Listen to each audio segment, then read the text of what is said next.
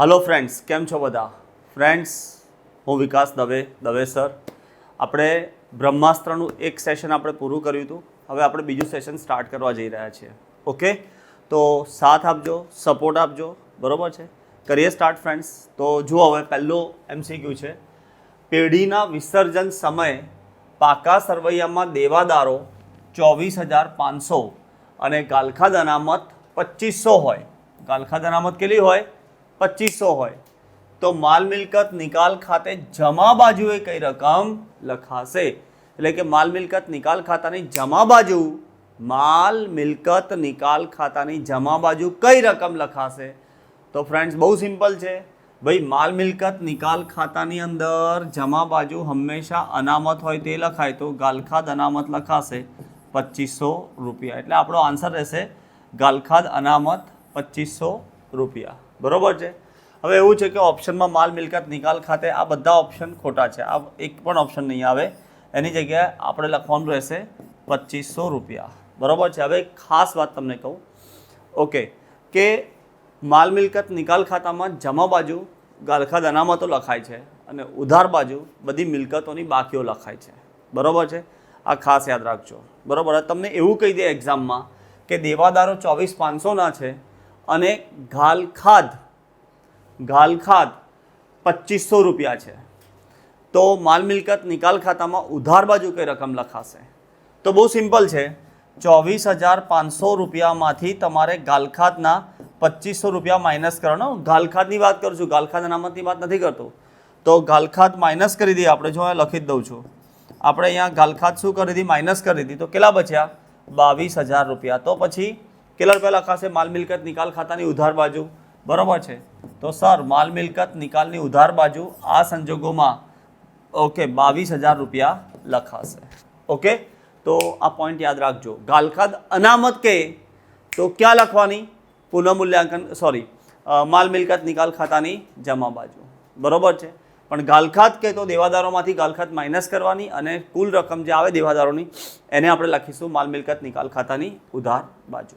Okay, કારણ કે બધી મિલકતોના ખાતા બંધ કરીને વર્ષના અંતે ક્યાં લઈ જવાય છે? માલ મિલકત નિકાલ ખાતે, ધંધો બંધ કરવો હોય તો. બરોબર છે? હવે આગળ નેક્સ્ટ.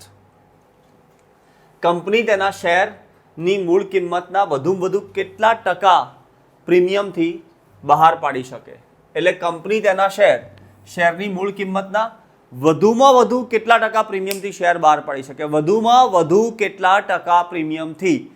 તો યાદ રાખજો, શેર કંપની ગમે તેટલા પ્રીમિયમથી બહાર પાડી શકે, એના માટે કોઈ પણ પ્રકારની જોગવાઈ નથી. બરોબર? કોઈ પણ પ્રકારની મર્યાદા નથી. આ યાદ રાખજો. તો આપણો આન્સર અહીંયા રહેશે કોઈ મર્યાદા નથી. ઓકે, આ બધા આન્સરમાં ભટકવાની જરૂર નથી. નેક્સ્ટ, શેર જપ્ત થાય ત્યારે જપ્ત થયેલા શેર પર મંગાવેલી કુલ રકમ ખાલી જગ્યા કરવામાં આવે છે. ઓપ્શન છે શેર જપ્તી ખાતે ઉધાર, બિલકુલ ખોટું. શેર જપ્તી ખાતે જમા, બિલકુલ ખોટું. શેર મૂડી ખાતે જમા, બિલકુલ ખોટું. પણ આપણો આન્સર રહેશે અહીંયા શેર મૂડી ખાતે ઉધાર.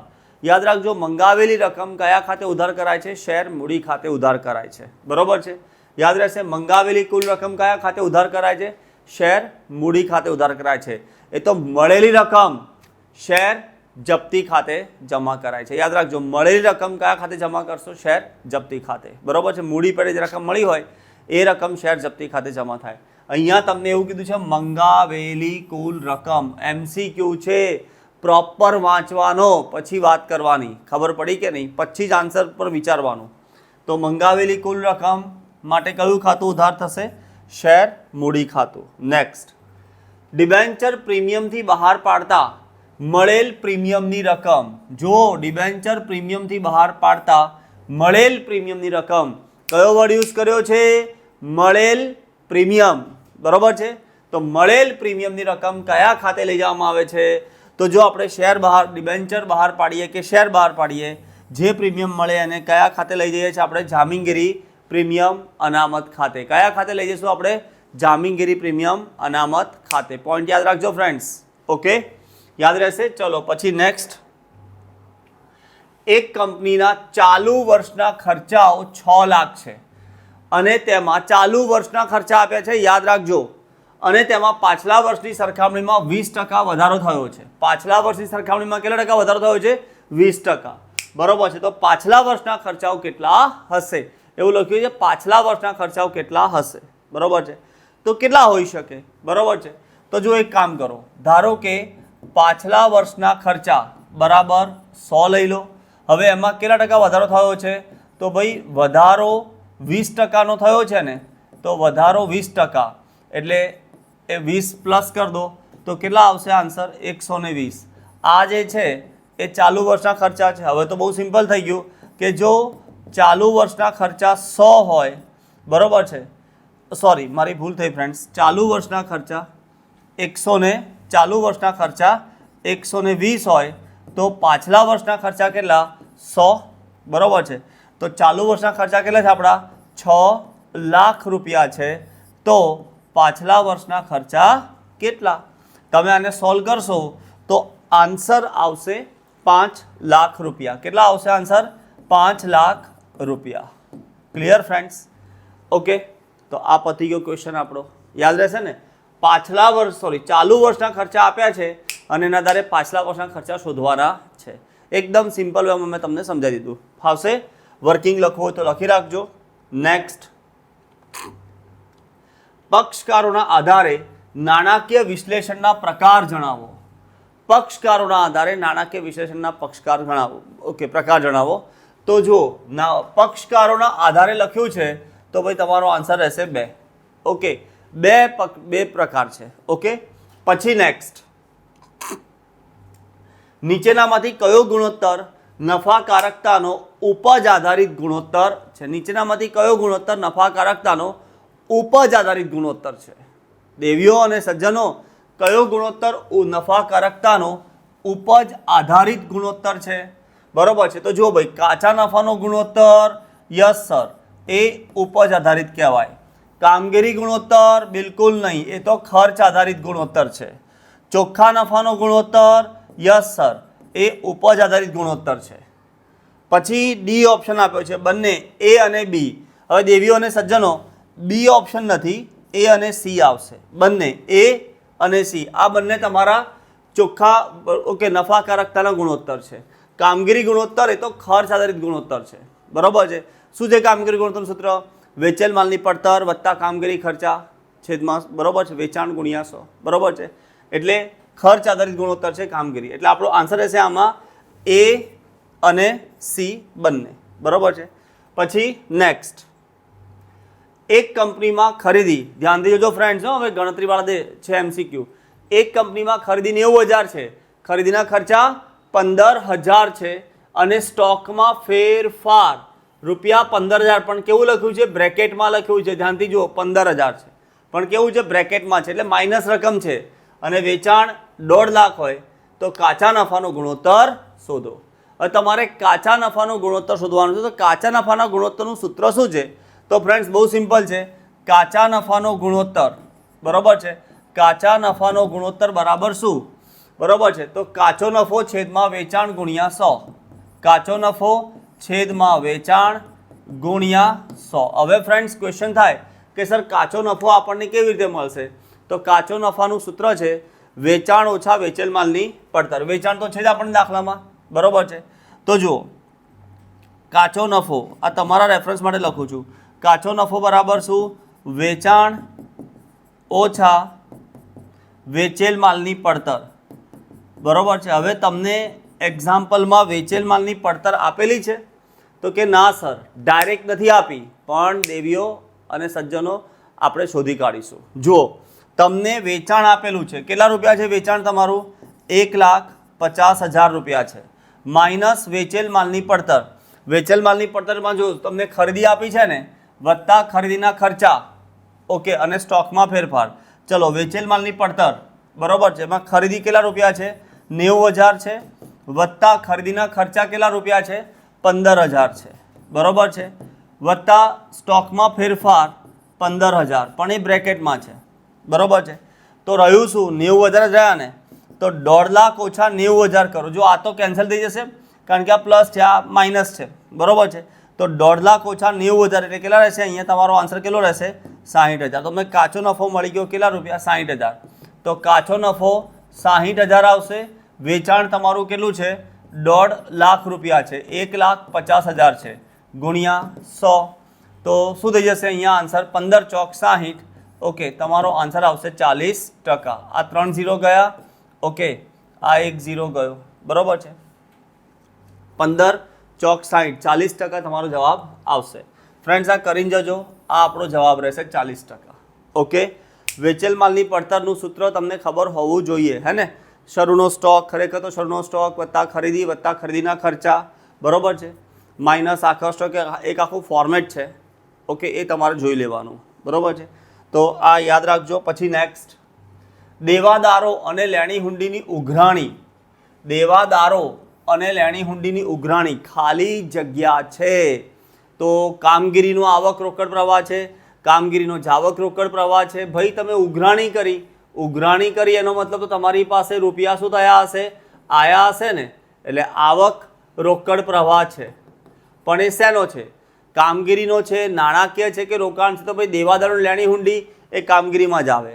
એટલે આપણો આન્સર રહેશે એ, કામગીરીનો આવક રોકડ પ્રવાહ છે. ઓકે ફ્રેન્ડ્સ, યાદ રાખજો આ. પછી નેક્સ્ટ, સેકન્ડ, એના પછીનો નેક્સ્ટ, નીચેનામાંથી કયો વ્યવહાર હંમેશા કામગીરી પ્રવૃત્તિનો વ્યવહાર છે? કયો વ્યવહાર હંમેશા કામગીરી પ્રવૃત્તિનો વ્યવહાર બને છે?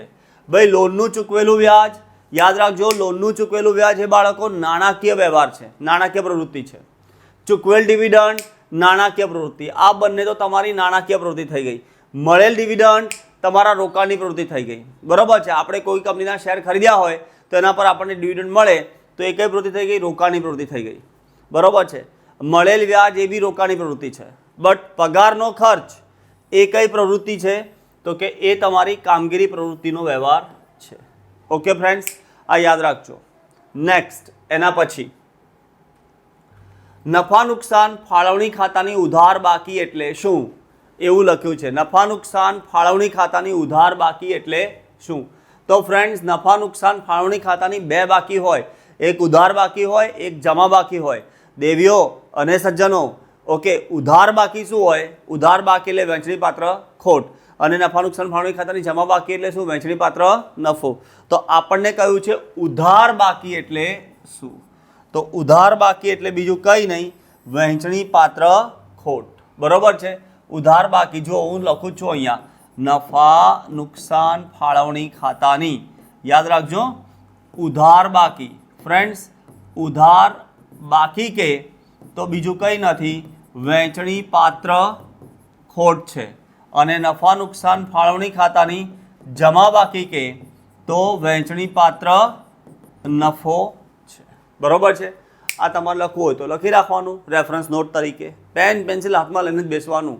બરોબર છે. MCQનો 1 માર્ક જવો જોઈએ નહીં. આ યાદ રાખજો તમે. પછી નેક્સ્ટ, જો ભાગીદારી કરારનામામાં મૂડી પર વ્યાજની જોગવાઈ કરવામાં ન આવી હોય, મૂડી પર વ્યાજની જોગવાઈ કરેલી નથી, તો કેટલા ટકા વ્યાજ આપવું? હવે મૂડી પર વ્યાજની જોગવાઈ નથી કરી તો ભાઈ વાર્ષિક તમારે કોઈ વ્યાજ ગણાય નહીં. મૂડી પર વ્યાજની જોગવાઈ નહીં હોય તો મૂડી પર વ્યાજ નહીં ગણવાનું. ઉપાડ પર વ્યાજની જોગવાઈ ન હોય તો ઉપાડ પર વ્યાજ નહીં ગણવાનું. આ યાદ રાખજો ફ્રેન્ડ્સ. તો અહીંયા જોગવાઈ કરી નથી તો પછી વ્યાજ ગણાશે નહીં. મૂડી પર વ્યાજ ના ગણાય. જો ભાગીદારી કરારનામામાં જોગવાઈ ન હોય ને તો ભાગીદારને મૂડી પર વ્યાજ ના મળે, ભાગીદારને ઉપાડ પર વ્યાજ, ભાગીદાર પાસેથી ઉપાડ પર વ્યાજ વસૂલ ના થાય, પગાર, બોનસ, કમિશન કશું મળે નહીં. અને જો ભાગીદાર પેઢીને, બાળકો ધ્યાનથી સાંભળજો, ભાગીદાર પેઢીને લોન આપે તો વાર્ષિક 6% વ્યાજ ગણાય. કોણ લોન આપે? મારી વાત ધ્યાનથી સાંભળજો. ભાગીદાર કોને લોન આપે? પેઢીને લોન આપે અને કરારપત્રમાં કોઈ ઉલ્લેખ ના હોય, બરોબર છે, લોન આપે તો કેટલા ટકા એ લોન પર વ્યાજ ગણાશે? વાર્ષિક 6%. એટલે લોન કોણે આપેલી હોવી જોઈએ? બાળકો ધ્યાનથી સાંભળી લેજો. ભાગીદારે પેઢીને લોન આપેલી હોવી જોઈએ. યાદ રહેશે, ભાગીદારે કોને લોન આપેલી હોવી જોઈએ? પેઢીને. ઊંધું ના થયેલું હોવું જોઈએ. ભાગીદાર પેઢીને લોન આપે છે તો વાર્ષિક 6% વ્યાજ ગણાશે લોન પર. બરોબર છે. ચલો અત્યારે આ પોઈન્ટ યાદ રાખજો. મૂડી પર વ્યાજની જોગવાઈ ન કરી હોય તો કંઈ નહીં. પછી અધિક નફો એટલે શું? બરોબર છે. તો અધિક નફો એટલે શું મેં તમને સમજાવ્યું છે. બ્રહ્માસ્ત્ર 1માં પોઈન્ટ આવી ગયો છે. અધિક નફો એટલે તમે જે નફો કમાવ છો તે અને અપેક્ષિત નફો જે છે તે, એ બે વચ્ચેનો ડિફરન્સ. ઓકે, એને શું કહેવાય? અધિક નફો. તો અધિક નફો એટલે તમે જે નફો કમાવો ને દેવીઓ અને સજ્જનો, એને સરેરાશ નફો કહેવાય. અને અપેક્ષિત નફો એટલે બજારમાં જે નફો તમને મળી શકે એમ હોય એ અપેક્ષિત નફો છે. તો સરેરાશ નફામાંથી અપેક્ષિત નફો માઇનસ કરી દેવાનો, જે મળે બરોબર છે એ શું છે? અધિક નફો. યાદ રહેશે ફ્રેન્ડ્સ. પછી નેક્સ્ટ, રોકાયેલી મૂડીનું બીજું નામ શું છે? બરોબર છે. રોકાયેલી મૂડીનું બીજું નામ શું છે? તો ભાઈ જો રોકાયેલી મૂડીને તમે શું કહી શકો? ચોખ્ખી મિલકતો. ચાલુ મિલકત ના કહેવાય, કાર્યશીલ મૂડી ના કહેવાય, બિન ચાલુ મિલકતો પણ કહેવાય નહીં, પણ ચોખ્ખી મિલકતો કહી શકાય. બરોબર છે. ચોખ્ખી મિલકતોને જ તમે શું કહી શકો છો? રોકાયેલ મૂડી. ઓકે, રોકાયેલ મૂડી બરાબર તમારા ધંધાની જે કુલ મિલકતો છે તે લખો, માઇનસ અંદરથી કરી દો બાહ્ય દેવા. બરોબર છે. એટલે જે મળે એ શું હશે તમારા માટે? ચોખ્ખી મિલકત. યાદ રહેશે ફ્રેન્ડ્સ. તો કુલ મિલકતો માઇનસ, આ માઇનસ છે, થોડું જાડિયું થઈ ગયું છે, માઇનસ બાહ્ય દેવા. Clear friends. પછી આપણે એક સ્ટેપ આગળ વધીએ. ઓકે, તો હવે જુઓ નેક્સ્ટ, ભાગીદારી પેઢીમાં પુનર્ગઠનમાં, ભાગીદારી પેઢીના પુનર્ગઠનમાં ત્યાગ એટલે શું? તો ફ્રેન્ડ્સ, ભાગીદારી પેઢીના પુનર્ગઠનમાં ત્યાગનો મતલબ શું થાય છે? તો જુઓ, ત્યાગ એટલે જૂનો નફા નુકસાનનો ભાગ માઇનસ નવો નફા નુકસાનનો ભાગ. એટલે જૂના ભાગમાંથી નવો ભાગ માઇનસ કરી દો. બરોબર છે. એટલે શું મળી જશે તમને? ત્યાગ મળી જશે. ઓકે, નેક્સ્ટ, ભાગીદારી પેઢીના પુનર્ગઠનમાં લાભનું પ્રમાણ એટલે શું? બરોબર. તો જુઓ, હું તમને સ્પષ્ટ કહું, નવો નફા નુકસાનનો ભાગ માઇનસ જૂનો નફા નુકસાનનો ભાગ એટલે શું હશે? લાભ. યાદ રાખજો, લાભમાં શું થતું હોય છે? પુનર્ગઠનમાં જે લાભ થાય એમાં શું થતું હોય છે? તો કે નવો ભાગ વધારે હોય અને જૂનો ભાગ ઓછો હોય. યાદ રહેશે ફ્રેન્ડ્સ. પછી નેક્સ્ટ, પુનઃમૂલ્યાંકન ખાતાને ખાલી જગ્યા ખાતું પણ કહે છે. તો પુનઃમૂલ્યાંકન ખાતાનું બીજું નામ છે નફા નુકસાન હવાલા ખાતું. હવે આમાં તો કંઈ કહેવા જેવું રહ્યું નથી, આ તો તમને મોઢે થઈ જવું જોઈએ. પુનઃમૂલ્યાંકન ખાતાનું બીજું નામ શું છે? પુનઃમૂલ્યાંકન ખાતાનું બીજું નામ છે નફા નુકસાન હવાલા ખાતું. અને માલ મિલકત નિકાલ ખાતાનું બીજું નામ શું છે? સંપાદન ખાતું. યાદ રહેશે ફ્રેન્ડ્સ. પુનઃમૂલ્યાંકનનું બીજું નામ નફા નુકસાન હવાલા ખાતું. નેક્સ્ટ, જ્યારે ફક્ત નફા નુકસાનનું જૂનું પ્રમાણ જ આપેલ હોય, શું આપેલું હોય? જૂનું પ્રમાણ જ આપેલું હોય, ત્યારે જૂના ભાગીદારોનું ત્યાગનું પ્રમાણ શું? બરોબર છે. તો તમને ખાલી જૂનું પ્રમાણ જ આપેલું હોય, બરોબર છે, બીજી કોઈ માહિતી આપેલી નથી, તો જે ત્યાગનું પ્રમાણ છે એ પણ શું રહેશે? જૂનું જ પ્રમાણ રહેશે. ઓકે, એવું સમજવાનું કે ભાગીદારોએ જૂના પ્રમાણમાં ત્યાગ કર્યો છે. પછી નેક્સ્ટ, શ્વેતા, ગીતા અને જ્યોતિ સરખા હિસ્સે નફો નુકસાન વહેંચતા ભાગીદારો છે. બરોબર છે. તો શ્વેતા, ગીતા અને જ્યોતિ સરખા હિસ્સે. સરખા હિસ્સે એટલે 1:1:1. ગીતા નિવૃત્ત થાય છે. ઓકે, કોઈ પ્રોબ્લેમ નહીં. ગીતાનો ભાગ શ્વેતા અને જ્યોતિને સરખા હિસ્સે મળે છે. બરોબર છે. એટલે આ તમને લાભનું પ્રમાણ આપ્યું છે 1:1. કોની વચ્ચેનું આપી દીધું? ખાલી. બરોબર છે. તો શ્વેતા અને જ્યોતિ વચ્ચેનું. બરોબર છે, સરખા હિસ્સે. તો શ્વેતા અને જ્યોતિનું નવું પ્રમાણ શું રહેશે? સિમ્પલ લોજિક છે, નવું પ્રમાણ બી 1:1 જ રહેશે. કોઈ ગણતરી નહીં કરવાની. સિમ્પલ લોજિક છે કે જૂના ભાગીદારો આ બંનેને જે નફો મળતો હતો એ સરખા હિસ્સે હતો. પછી જે ભાગીદાર નિવૃત્ત થયો એનો હિસ્સો બી આ લોકોએ કેવી રીતે વહેંચી કાઢ્યો? સરખા હિસ્સે વહેંચી નાખ્યો. તો નવું પ્રમાણ બી સરખું જ રહેવાનું ને. જો આ જૂનું વત્તા લાભ, જૂનું વત્તા લાભ, અહીંયા 2 અને અહીંયા પણ શું આવશે? 2 જ આવશે ને. નવું પ્રમાણ બી કેવું રહેશે? સરખું જ રહેશે. એટલે તમારો આન્સર શું રહેશે આમાં ફ્રેન્ડ્સ? 1:1. ઓકે, તો આપણો આન્સર અહીંયા રહેશે 1:1. ક્લિયર? આવડશે? બહુ ધ્યાનથી એક વર્કિંગ ને બધું જ જોજો, સાંભળજો, આગળ પાછળના રેફરન્સ ખાસ જોજો. Okay friends. હવે નેક્સ્ટ, ભાગીદારની લોન ચૂકવાય ત્યારે કયું ખાતું ઉધાર કરવામાં આવે છે? ભાઈ ભાગીદારની લોન ચૂકવાય ને ત્યારે ભાગીદારની લોનનું ખાતું ઉધાર કરાય છે. ભાગીદારની લોન ચૂકવીએ ત્યારે કયું ખાતું ઉધાર કરીશું આપણે? ભાગીદારની લોનનું ખાતું. Okay friends. પછી નેક્સ્ટ, માલ મિલકત નિકાલ ખાતાનું બીજું નામ શું છે? કોમેન્ટ બોક્સમાં લખો. માલ મિલકત નિકાલ ખાતાનું બીજું નામ સાહેબ સંપાદન ખાતું છે. કયું શું નામ છે બીજું? સંપાદન ખાતું. ઓકે, બીજો કોઈ ઓપ્શન છે નહીં, આ યાદ રાખી લેજો. બરોબર છે, સંપાદન ખાતું. પછી નેક્સ્ટ,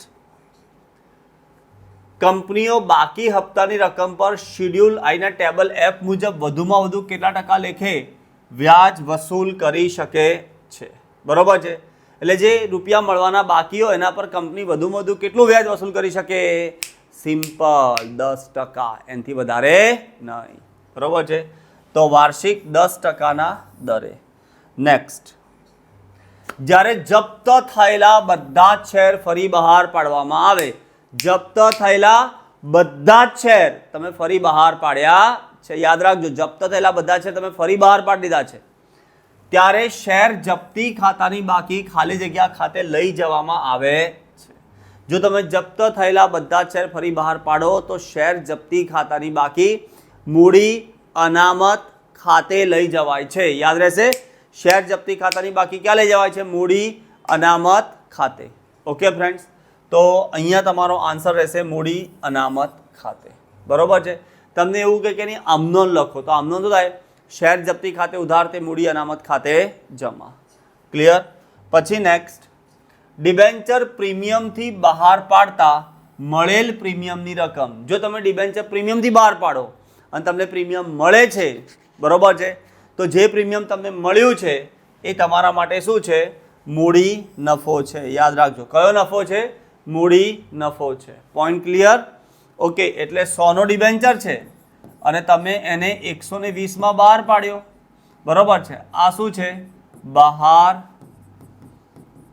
પાડતા મળેલ રકમ 120. તો જે વધારાના 20 રૂપિયા મળ્યા એ તમારા માટે શું કહેવાય? જામીનગીરી પ્રીમિયમ. અને તમારા માટે કયો નફો છે? મૂડી નફો છે. યાદ રહેશે. પછી તમને એવું પણ કહી દે કે ડિબેન્ચર બહાર પાડતા પરત કરેલ પ્રીમિયમ. પરત કરેલ પ્રીમિયમ શું છે? કંપની માટે મૂડી ખોટ છે. બરોબર છે, ખ્યાલ આવ્યો કે નહીં? આ યાદ રાખજો. અહીંયા કયો વર્ડ યુઝ થયો છે? મળેલ. મળેલ પ્રીમિયમ. બરોબર છે, એ કંપની માટે શું છે? મૂડી નફો છે. Point clear? પછી નેક્સ્ટ, નફા નુકસાન પત્રકમાં કોને આધાર તરીકે લેવામાં આવે છે? તો ભાઈ નફા નુકસાનના પત્રકમાં વેચાણને આધાર તરીકે લેવામાં આવે છે. કોને આધાર તરીકે લઈશું આપણે? વેચાણને. પોઈન્ટ ક્લિયર થયો? આઈડિયા આવ્યો? પછી નેક્સ્ટ, નાણાકીય હિસાબોને કયા હિસાબો તરીકે ઓળખવામાં આવે છે? ભાઈ નાણાકીય હિસાબોમાં બધી ઐતિહાસિક માહિતી આવતી હોય છે, એટલે નાણાકીય હિસાબોને ઐતિહાસિક હિસાબો તરીકે પણ ઓળખવામાં આવે છે. Okay friends. પછી નેક્સ્ટ, નીચેનામાંથી કોનો સમાવેશ કામગીરી ખર્ચામાં થતો નથી? બરોબર છે, નીચેનામાંથી કોનો સમાવેશ? ભાઈ મિલકત વેચાણ નુકસાન કામગીરીમાં થતો નથી. બરોબર છે. પછી આગથી થયેલ નુકસાન, ચૂકવેલ વ્યાજ. તો આપણો આન્સર આમાં રહેશે ઉપરના બધા જ. આ બધા ખર્ચાઓ, આ બધાનો સમાવેશ કામગીરી ખર્ચામાં થતો નથી. પછી નેક્સ્ટ, એક કંપનીની વેચેલ માલની પડતર 10 લાખ છે. સાવધાન થઈ જાઓ હવે, વેચેલ માલની પડતર બાળકો કેટલી છે? 10 લાખ છે. પછી શું લખ્યું છે? કામગીરીના ખર્ચા 2 લાખ છે, બિન કામગીરીના ખર્ચા 3 લાખ છે, નાણાકીય ખર્ચા 1 લાખ છે. કુલ વેચાણ 20 લાખ હોય તો કામગીરી નફાનો ગુણોત્તર શોધો. હવે કામગીરી નફાનો ગુણોત્તર કીધો છે, તો કામગીરી નફાનો ગુણોત્તરનું સૂત્ર આ છે. સાદું સૂત્ર બોલું છું, તો કામગીરી નફાનો ગુણોત્તર બરાબર 100%માંથી કામગીરી ગુણોત્તર શું કરી દો? માઇનસ કરી દો. બરોબર છે, 100%માંથી શું માઇનસ કરશો? કામગીરી ગુણોત્તર. શું તમારી પાસે કામગીરી ગુણોત્તર છે? બીજું બી સૂત્ર છે, પણ અત્યારે આ યાદ રાખો. શું તમારી પાસે કામગીરી ગુણોત્તર છે? ના સર, તો શોધી કાઢીએ ને ભાઈ. જુઓ, કામગીરી ગુણોત્તર બરાબર શું? તો કે વેચેલ માલની પડતર.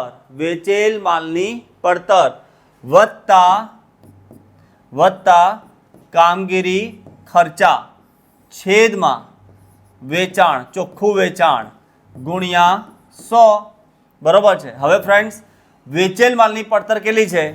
તો કે સર વેચેલ માલની પડતર તો 10 લાખ છે, તો અહીંયા આપણે લખી દઈશું 10 લાખ, બરોબર છે. વેચેલ માલની પડતર કેટલી છે? 10 લાખ છે. 10 લાખ વત્તા કામગીરીના ખર્ચા કેટલા છે? સર 2 લાખ છે, તો વત્તા 2 લાખ છેદમાં, બરોબર છે.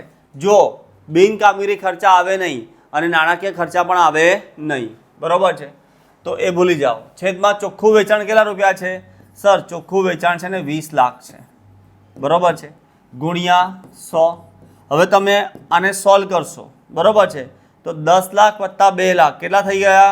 12 લાખ થઈ ગયા, છેદમાં 20 લાખ, બરોબર છે, ગુણ્યા 100. હે વિદ્યાર્થી મિત્રો, હે બાળકો, હવે તમારે તમારું ફેવરેટ કામ કરવાનું છે, ઉડાવવાનું. જો મજા પડી, તમે આ બધા 0 ઉડાયા, બરોબર છે. પછી અહીંયા એક 0 જોડાઈ નાખ્યો, તો 2 છંક 12 અને આ છગ્ગાને 10 જોડે ગુણાકાર કરી દો તો 60 થઈ જશે. એટલે તમારો કામગીરી ગુણોત્તર આવ્યો કેટલા ટકા? 60%. પણ તમને કામગીરી ગુણોત્તર નથી માંગ્યો તમારી પાસે લોકો માંગ્યો છે કામગીરી નફાનો ગુણોત્તર. તો ભાઈ કામગીરી નફાનો ગુણોત્તર બરાબર શું? તો જે 100% છે ને એમાંથી કામગીરી ગુણોત્તર 60% માઇનસ કરી દો, જે બચશે એ 40% તમારો કામગીરી નફાનો ગુણોત્તર રહેશે. આ યાદ રાખજો ફ્રેન્ડ્સ, બરોબર છે. વર્કિંગ કર્યું જ છે મેં, એટલે તમે લખવું હોય તો બી લખી શકો છો, બરોબર છે. તો આ થઈ ગયો તમારો ક્વેશ્ચન પૂરો. આપણો આન્સર રહેશે 40%. ઓકે, પછી નેક્સ્ટ. તો ફ્રેન્ડ્સ હવે જુઓ નેક્સ્ટ 29 રોકાણો પર ડિવિડન્ડની રકમ. હવે રોકાણો પર ડિવિડન્ડ કે વ્યાજની રકમ, ડિવિડન્ડ કે વ્યાજની રકમ શું થાય? કામગીરીની પ્રવૃત્તિમાં રોકડ પ્રવાહમાં ઉમેરાય, પછી નાણાકીય પ્રવૃત્તિમાં રોકડ પ્રવાહમાંથી બાદ થાય, રોકાણની પ્રવૃત્તિમાં રોકડ પ્રવાહમાં ઉમેરાય અને રોકાણની પ્રવૃત્તિમાં રોકડ પ્રવાહમાંથી બાદ થાય. તો ફ્રેન્ડ્સ બહુ સિમ્પલ છે. જો રોકાણો ઉપર ડિવિડન્ડ છે ને એટલે વાત શેની કરી આ લોકોએ? રોકાણોની. પોઈન્ટ ક્લિયર થઈ ગયો? એટલે આ ઓપ્શન તો નથી, આ ઓપ્શન બી નથી, આ બેમાંથી છે. અચ્છા, રોકાણો પર હંમેશા આપણને ડિવિડન્ડ કે વ્યાજ મળે એટલે રૂપિયા ધંધામાં આવે. ખબર પડી કે નહીં?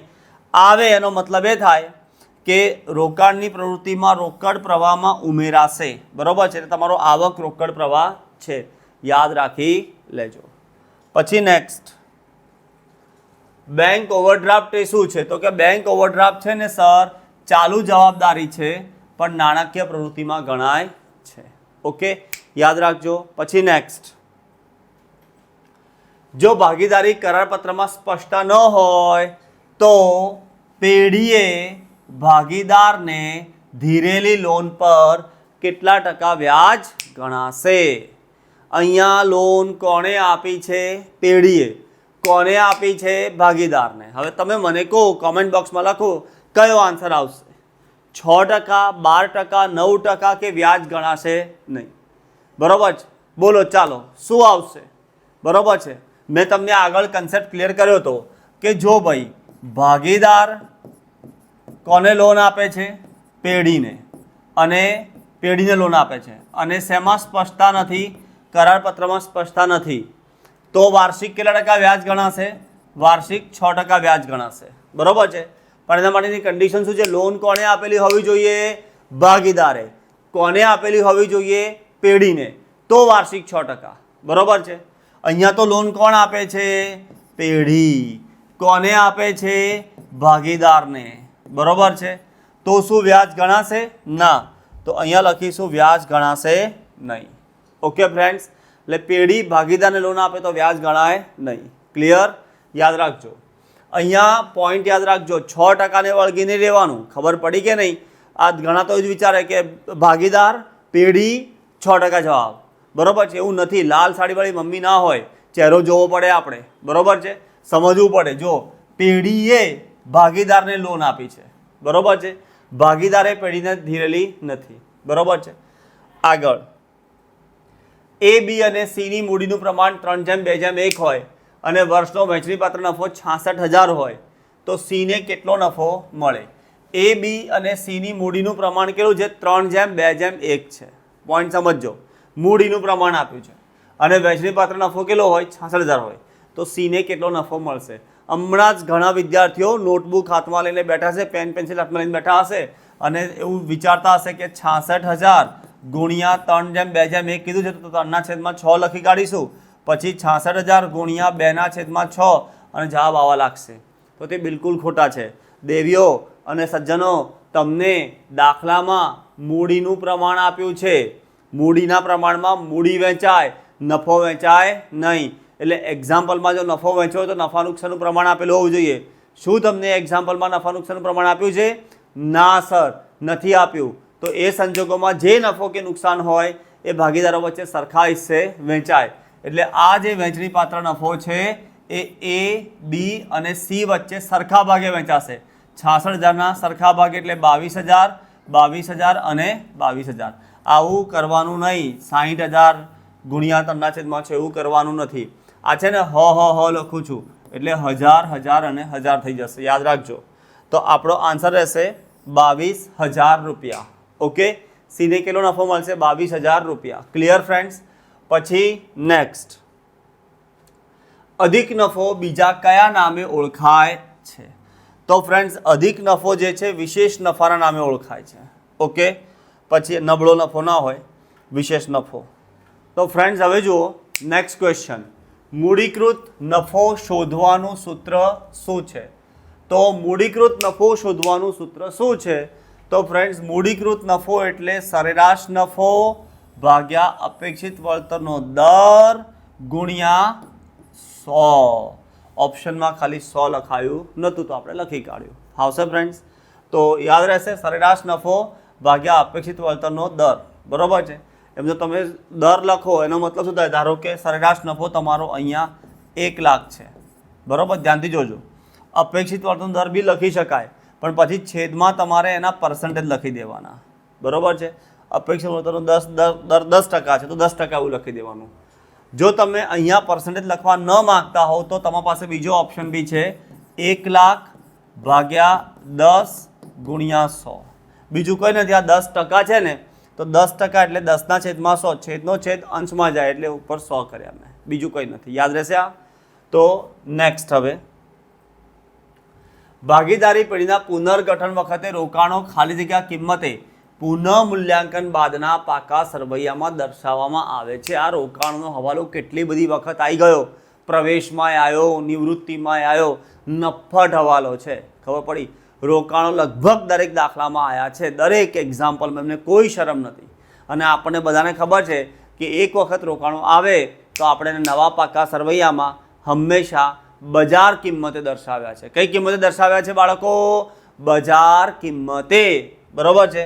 તો અહીંયા આપણો આન્સર રહેશે બજાર કિંમતે. યાદ રહેશે?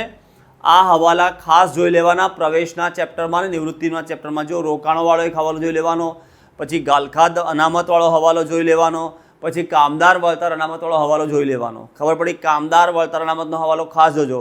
અને નિવૃત્તિમાં જે ગાલખાદ અનામતના હવાલા છે બહુ સારા આપેલા છે, એને બી પ્રોપરલી સોલ્વ કરી લેજો. બરોબર છે? યાદ રાખજો. પછી નેક્સ્ટ, તો બાળકો એના પછી છે ભાગીદારી પેઢીના પુનર્ગઠન વખતે પાકા સરવૈયામાં દર્શાવેલ કારીગર નફાભાગ ભંડોળ ક્યાં દર્શાવવામાં આવે છે? હવે ઘણા જણ તો કારીગર નફાભાગ ભંડોળ વાંચી લે, બસ પતી ગયું. પછી એ લોકો શું કરે કે કારીગર નફાભાગ ભંડોળ છે, ઓકે, તો એને વેચી દેવાનું. બરોબર છે? એટલે એ લોકો લખે ભાગીદારોના મૂડી ખાતામાં જમા બાજુ. પણ ડિયર સ્ટુડન્ટ્સ, ખાસ યાદ રાખો, કારીગર નફાભાગ ભંડોળ એ તો પેઢીનું દેવું છે, દેવું. ઓકે, એટલે એને ક્યાં લખાશે? પુનઃ મૂલ્યાંકન બાદના પાકા સરવૈયામાં મૂડી દેવા બાજુ. બરોબર છે? શું વેચાય? કારીગર અકસ્માત વળતર ભંડોળ વેચાય. કારીગર નફાભાગ ભંડોળ વેચાય નહીં. કારીગર અકસ્માત વળતર ભંડોળ વેચવાનું. યાદ રાખી લેજો. આ ખબર પડી કે નહીં? એ મૂડી ખાતામાં જમા સાઈડ લખી દો, એનો વાંધો નથી. પણ કારીગર નફાભાગ ભંડોળ એ તો બાહ્ય દેવું છે. શું છે? ધંધા માટેનું. એ બાહ્ય ધંધાનું શું છે? બાહ્ય દેવું છે. યાદ રહેશે આ? એટલે એને વેચાય નહીં. નેક્સ્ટ, જૂના ભાગીદારે તેના ભાગની પાઘડી ખાલી જગ્યા સંજોગોમાં અય નથી, અન્ય છે, અન્ય જૂના ભાગીદારોને આપવી પડે. હવે જૂનો ભાગીદાર ક્યારે નવા ભાગીદારને એટલે જૂના ભાગીદારને પાઘડી આપે? જ્યારે જૂના ભાગીદારને કોઈ લાભ થતો હોય ત્યારે, બરોબર છે. એનું નવું પ્રમાણ જૂના પ્રમાણ કરતાં વધારે હોય ત્યારે. તો ચેક કરો આમાંથી આપણો આન્સર કયો? નવા પ્રમાણમાં તેનો ભાગ જૂના ભાગ કરતાં કેવો હોય? વધારે. એટલે કે નવા પ્રમાણમાં એને હિસ્સો કેવો મળતો હોય? વધારે. ખબર પડી કે નહીં? તો પછી એને શું કરવું પડે? જૂના ભાગીદારને, અન્ય જૂના ભાગીદારને શું આપવી પડે? એને પાઘડી આપવી પડે. ઓકે. પછી નેક્સ્ટ, પુનઃમૂલ્યાંકન ખાતાનો નફો કે ખોટ ખાલી જગ્યા ખાતે ખાલી જગ્યા પ્રમાણમાં લઈ જવામાં આવે છે. ભાઈ જુઓ, પુનઃમૂલ્યાંકન ખાતાનો નફો કે ખોટ બધા ભાગીદારોના મૂડી ખાતે, બરોબર છે. બધા એટલે જો પ્રવેશ હોય તો જૂના ભાગીદારો, નિવૃત્તિ હોય તો બધા ભાગીદારો, બરોબર છે. એટલે બધા ભાગીદારોના મૂડી ખાતે કયા પ્રમાણમાં લઈ જવામાં આવે છે? અંદર લખ્યું છે કયા પ્રમાણમાં? જૂના પ્રમાણમાં. કયા પ્રમાણમાં? જૂના પ્રમાણમાં લઈ જવામાં આવે છે. એટલે બધા જ ભાગીદારો, જો આપણો ઓપ્શન હશે બધા જ ભાગીદારોના મૂડી ખાતે, બરોબર છે, જૂના નફા નુકસાનના પ્રમાણમાં લઈ જવામાં આવે છે. આ તો ખોટું છપાઈ ગયું છે, આ બધું ધ્યાનમાં નહીં લેવાનું, બરોબર છે. યાદ રહેશે, બધા જ ભાગીદારો ખાતે જૂના નફા નુકસાનના પ્રમાણમાં પુનઃમૂલ્યાંકન ખાતાનો નફો કે ખોટ. પોઈન્ટ ક્લિયર થયો ફ્રેન્ડ્સ? પછી નેક્સ્ટ, કામદાર નફાભાગ ભંડોળ ભાગીદારની નિવૃત્તિ વખતે ક્યાં લખાય છે? ક્યાં લખાય છે? નિવૃત્તિ બાદના પાકા સરવૈયામાં, બરોબર છે. જો અંદર લખ્યું છે ને કામદાર નફાભાગ ભંડોળ ભાગીદાર નિવૃત્તિ વખતે ક્યાં લખાય છે? તો નિવૃત્તિ એટલે બધા જ ભાગીદારોના હિસાબોની અસર અપાઈ જાય પછી નવું પાકું સરવૈયું બને એમાં મૂડી દેવા બાજુ. તો જો અહીંયા ઓપ્શન છે જ નવા પાકા સરવૈયામાં જવાબદારી તરીકે કારીગર નફાભાગ ભંડોળ છે, દેવીઓ અને સજ્જનો વહેંચવાની હિમાકત ના કરતા વહેંચાય નહીં એને, બરોબર છે. નેક્સ્ટ, ભાગીદારો વચ્ચે કરાર પૂરો થાય ત્યારે પેઢીનું શું થાય છે? હવે ભાગીદારો ભેગા થાય ત્યાં પુલ બનાવવા માટે પુલ બની ગયો, કરાર પૂરો, બરોબર છે. તો પછી પેઢીનું શું થાય છે? વિસર્જન થતું હોય છે. શું થતું હોય છે? વિસર્જન, બરોબર છે. એટલે ઓપ્શન રહેશે વિસર્જન. નેક્સ્ટ, નીચેનામાંથી કઈ મૂડી કંપનીના પાકા સરવૈયામાં શેર મૂડીના શીર્ષક હેઠળ દર્શાવવામાં આવતી નથી? બરોબર છે. કઈ મૂડી દર્શાવવામાં આવતી નથી? તો ફ્રેન્ડ્સ યાદ રાખજો, આન્સર રહેશે અનામત મૂડી. કઈ મૂડી? અનામત મૂડી. અને 4 ઓપ્શન જે આપે જોઈ લો. સત્તાવાર મૂડી એટલે કંપની પોતાના સમગ્ર જીવનકાળ દરમિયાન વધુમાં વધુ કેટલા શેર બહાર પાડી શકશે, એને સત્તાવાર મૂડી કહેવાય, બરોબર છે. પછી બહાર પાડેલી મૂડી, કંપની કેટલા શેર બહાર પાડ્યા તે આવે. ભરાયેલી મૂડી એટલે જે શેર બહાર પાડ્યા હતા એના પર કેટલા રૂપિયા મળ્યા તે આવે, બરોબર છે. પણ આ 3 મૂડી ઓકે કંપનીના પાકા સરવૈયામાં શેર મૂડીના શીર્ષક કેટલા બતાવાય છે, બરોબર છે. તો કઈ મૂડી દર્શાવાતી નથી? અનામત મૂડી. હવે ઘણી વખત ઓપ્શનમાં એ લોકો તમને એક ઓપ્શન આપે અનામત મૂડી અને બીજો ઓપ્શન આપે મૂડી અનામત. તો કયું લખવાનું? યાદ રાખજો દેવીઓ અને સજ્જનો, ખાસ યાદ રાખજો, બંને ઓપ્શન આપેલા હોય તો અનામત મૂડી જ લેવાશે. અનામત મૂડી લેવાય, મૂડી અનામત નહીં. મૂડી અનામત અલગ વસ્તુ થઈ ગઈ, એ મૂડી નફામાંથી ઊભું થાય છે. આ અનામત મૂડી અલગ છે, બરોબર છે. ઓકે, કંપની ડાયરેક્ટર છે એમણે થોડા રૂપિયા સાઈડ પર મૂકી રાખ્યા છે, થોડા શેર સાઈડ પર મૂકી રાખ્યા છે કે ભવિષ્યમાં બહાર પાડીશું, તો અનામત મૂડી યાદ રાખજો, બરોબર છે. તો પાકા સરવૈયામાં શેર મૂડી શીર્ષક દર્શાવવામાં આવતી નથી, તો આન્સર આવશે અનામત મૂડી. ઓકે ફ્રેન્ડ્સ, પછી નેક્સ્ટ આ યાદ રાખજો, અનામત મૂડી જ્યારે કંપની દ્વારા ડિબેન્ચરની પૂરેપૂરી રકમ અરજી વખતે જ મંગાવવામાં આવે. બધી રકમ કંપની ક્યારે મંગાવી લે છે? અરજી વખતે જ મંગાવી લે છે. ત્યારે તે રકમ કયા ખાતે જમા કરવામાં આવે છે? તો ભાઈ ડિબેન્ચરની બધી જ રકમ તમે અરજી વખતે મંગાવી લો છો, તો પછી એ રકમ કયા ખાતે જમા કરવામાં આવે છે? ડિબેન્ચર અરજી અને મંજૂરી ખાતે. કયા ખાતે જમા કરાય છે? ડિબેન્ચર અરજી અને મંજૂરી ખાતે. યાદ રહેશે, બધી રકમ એક સામટી મંગાવી લો તો ડિબેન્ચર અરજી અને મંજૂરી ખાતે. પછી નેક્સ્ટ, નીચેનામાંથી કયું વિશ્લેષણ સમયના આધારે થાય છે? ભાઈ સમયના આધારે તો લાંબા ગાળનું વિશ્લેષણ થશે. ઓકે, પછી નેક્સ્ટ, મોટા ભાગે તમામ પ્રકારના પક્ષકારો પોતાના રોકાણના નિર્ણયો કયા વિશ્લેષણ દ્વારા પ્રાપ્ત કરતા હોય છે? બરોબર છે ભાઈ, રોકાણકારો રોકાણના નિર્ણયો કયાના આધારે કરે? તો કમાણીની ક્ષમતા કેટલી છે, યાદ રાખજો. ઓકે, કંપની કેટલો નફો કમાવાની છે, ભવિષ્યમાં કંપનીનું ફ્યુચર શું છે, તે બધું આધારે એ લોકો આ કામ કરતા હોય છે. તો કમાણીની ક્ષમતા યાદ રાખજો ફ્રેન્ડ્સ. પછી નેક્સ્ટ, પ્રવાહી ગુણોત્તર એટલે શું?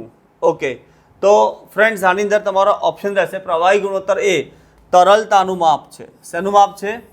તરલતાનું માપ છે. બરાબર છે. બે ગુણોત્તર હોય, ચાલુ ગુણોત્તર અને પ્રવાહી ગુણોત્તર. ચાલુ ગુણોત્તર અને પ્રવાહી ગુણોત્તર એ કહે છે કે તમારી પાસે ચાલુ મિલકતો કે પ્રવાહી મિલકતો કેટલી છે અને તમે તમારા પ્રવાહી દેવા તમે તમારા ચાલુ દેવા ચૂકવી શકો છો કે નહીં સમયસર. બરાબર છે. એટલે તરલતાનું માપ છે. તરલતા એટલે બીજું કંઈ નહીં, ટૂંકા ગાળાની સદ્ધરતા, કંપનીના ચાલુ દેવા ચૂકવવાની ક્ષમતા અને તરલતા કહેવાય. યાદ રહેશે ફ્રેન્ડ્સ? આ બધા શબ્દો યાદ રાખજો, એક્ઝામમાં ફેરવીને પણ પૂછી શકે તમને. ખ્યાલ આવ્યો કે નહીં? પછી નેક્સ્ટ, નીચેનામાંથી કઈ બાબતોનો સમાવેશ ચાલુ ગુણોત્તર ગણવા માટે થતો નથી? જો ચાલુ ગુણોત્તરનું સૂત્ર છે ચાલુ મિલકતો છેદમાં ચાલુ દેવા. તો હવે આમાં જરા જુઓ. બરોબર છે. દેવાદારો આવશે, ચાલુ ગુણોત્તર ગણવા માટે ઉપયોગમાં લેવાશે. લેણી હુંડી બી લેવાશે, સ્ટોક બી લેવાશે, ફર્નિચર નહીં લેવાય. તો આપણો આન્સર રહેશે ફર્નિચર. Okay friends. પછી નેક્સ્ટ, ગયા વર્ષની સરખામણીમાં ચાલુ વર્ષે પાઘડીની રકમ ઘટે તો? બરોબર છે. તો પછી પાઘડી માંડીવાળી કહેવાય. પાઘડી શું થઈ કહેવાય? માંડીવાળી કહેવાય. પાઘડીની રકમ ઘટે તો પાઘડી માંડીવાળી કહેવાય, વેચી નથી આપણે. પછી નેક્સ્ટ, અધિક નફો એટલે શું? હવે આ તો આવડે જ ને. સરેરાશ નફામાંથી અપેક્ષિત નફો શું કરો તમે? માઇનસ કરી દો. પછી ભાગીદારી પંચનું પુનર્ગઠન થાય ત્યારે કયું ખાતું બનાવવામાં આવે છે? બરોબર છે. તો સાહેબ ત્યારે તો પુનઃ મૂલ્યાંકન ખાતું બનાવવામાં આવે છે. આવશે ફ્રેન્ડ્સ? તો અહીં તમારા બીજા 50 MCQની એક સિરીઝ પૂરી થઈ ગઈ છે. હજી ફ્રેન્ડ્સ ઘણું બધું આવશે. ઓકે, અમે લોકો તમારી પાછળ બહુ ટાઈમ આપીએ છીએ, બહુ મહેનત કરીએ છીએ. અમારો ઇન્ટેન્શન ખાલી એટલો જ હોય છે કે આ વિડીયોઝ જે છે એ ગુજરાતના એવા દરેક વિદ્યાર્થી સુધી પહોંચે કે જેને સારું શિક્ષણ પ્રાપ્ત થતું નથી અને એ લોકો પાસ થઈને આગળ વધી જાય. ફ્રેન્ડ્સ 20 માર્કના MCQ છે. મેં તમને એના માટે હમણાંથી 100 MCQ તો કરાવી દીધા. હજી બીજા MCQ છે, સેક્શન B છે. બરાબર છે. એટલે જ સ્ટેટની અંદર પણ સેક્શન A છે. તો આપણે મહેનત બહુ કરવાની છે. પ્લીઝ તમે લોકો વિડીયોને લાઇક કરજો, શેર કરજો, સબસ્ક્રાઈબ કરજો, જેથી આ વિડીયો દરેક બાળક સુધી પહોંચે. બરાબર છે. થોડું પુણ્ય તમે બી કમાઓ. બરાબર છે. ઓકે ફ્રેન્ડ્સ, તો મળીએ. પ્લીઝ બધી નોટ ડાઉન કરી લેજો બધી. ઓકે, જે આપણે વર્કિંગ કર્યું ને તે બધું નોટ ડાઉન તમે કરી લેજો. તો ફ્રેન્ડ્સ આપણે મળીએ. Thank you very much. Thank you.